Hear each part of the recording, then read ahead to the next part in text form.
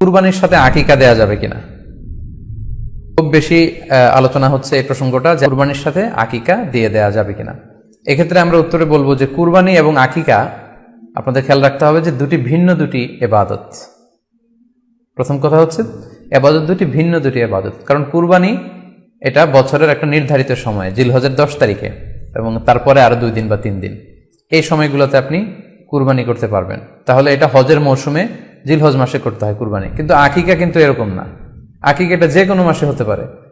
আকিকাটা হচ্ছে নবজাতক সন্তানের ভূমিষ্ঠ হওয়ার পরে শুকরিয়া স্বরূপ আল্লাহর কাছে যে কুরবানিটা করতে হয় সেটাকে আমরা বলি আকিকা। হাদিসে এসেছে আকিকা। তো সেটা হচ্ছে সন্তান কখন ভূমিষ্ঠ হলো সেটার উপর নির্ভর করে। কারো সন্তান রমাদানে হতে পারে, কারো সন্তান জিলহজ মাসেও হতে পারে, শাওয়ালে হতে পারে, রজাবে হতে পারে। আকিকা হচ্ছে বাচ্চা যেদিন জন্মগ্রহণ করবে, সন্তান ভূমিষ্ঠ হওয়ার 7 দিন পরে।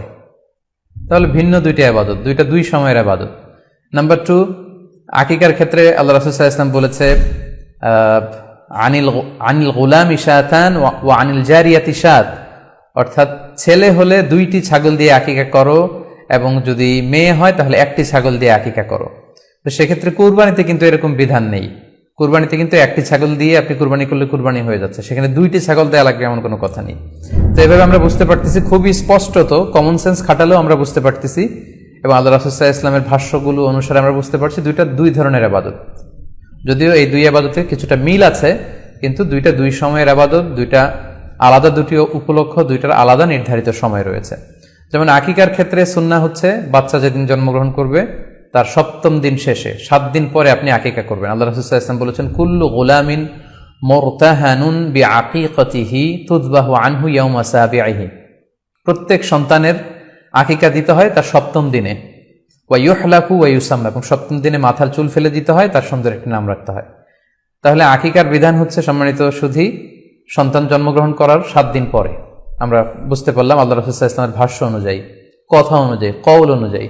এবার যদি আমরা আল্লাহ রাসূল সাল্লাল্লাহু আলাইহি ওয়াসাল্লামের আমল দেখি, ওনার ব্যক্তিগত আমল কি ছিল, সেক্ষেত্রে আমরা সহিহ ইবনে হিব্বানের একটি হাদিস উল্লেখ করব, যেটিকে ইবনে হাজার আল আসকালানী উনি ওনার ফাথুল বারিতে সহিহ হিসেবে উল্লেখ করেছেন।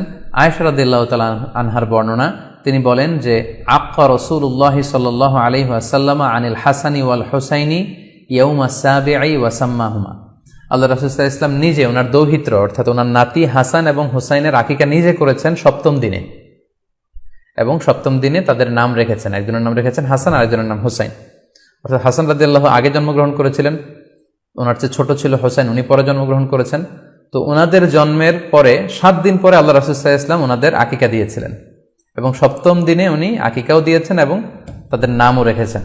তাহলে আল্লাহ রাসূল সাল্লাল্লাহু আলাইহি ওয়াসাল্লামের কওলি হাদিস, ওনার ভাষ্যমতে আমরা জানলাম উনি বলেছেন 7ম দিনে আকিকা দিতে হয়, এবং ওনার ব্যক্তিগত আমল থেকে আমরা জানতে পারলাম যে উনি ওনার 2 নাতির আকিকা দিয়েছেন 7ম দিনে এবং নাম রেখেছেন।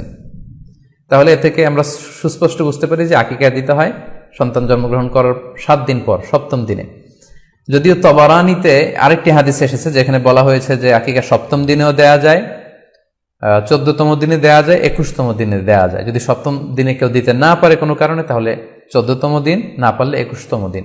তাহলে সুস্পষ্টভাবে উল্লেখ আছে যে আকিকার সময়সীমা 7ম দিনের কথা আমাদেরকে বলা হয়েছে। তো সেক্ষেত্রে আপনার সন্তান জন্মগ্রহণ করলে আপনি শুকরিয়া স্বরূপ কুরবানি করবেন, আত্মীয় স্বজনকে খাওয়াবেন, আকিকার গোশত নিজেরাও খাবেন। তো এটা যদি আপনি কুরবানির জন্য রেখে দেন, তাহলে তো সন্তান দুনিয়াতে আসার এই আনন্দটা থাকে না। একজন যখন সন্তান পায়, সে কেমন যেন আকাশের চাঁদ হাতে পায়। তো তখন তার 7 দিনের মধ্যে যে আনন্দটা থাকে, ওই দিন তার নাম রাখা হবে, আত্মীয় স্বজনরা আসবে, বাচ্চাকে দেখবে, দোয়া করবে, তখন আকিকা করে গোশত নিজে খাবেন, আত্মীয়দের খাওয়াবেন, পাড়া প্রতিবেশীদেরকে দিবেন। এটা হচ্ছে সন্তান ভূমিষ্ঠ হওয়ার উপলক্ষকে কেন্দ্র করে এই আকিকা। সো এটাকে কুরবানির সাথে মিক্স আপ করার কোনোই প্রয়োজন নেই, এবং এক্ষেত্রে সুস্পষ্ট গাইডলাইন হচ্ছে যে 7ম দিনে আকিকাটা দিতে হয়। সো আমরা যেন 7ম দিনে আকিকাটা দেই।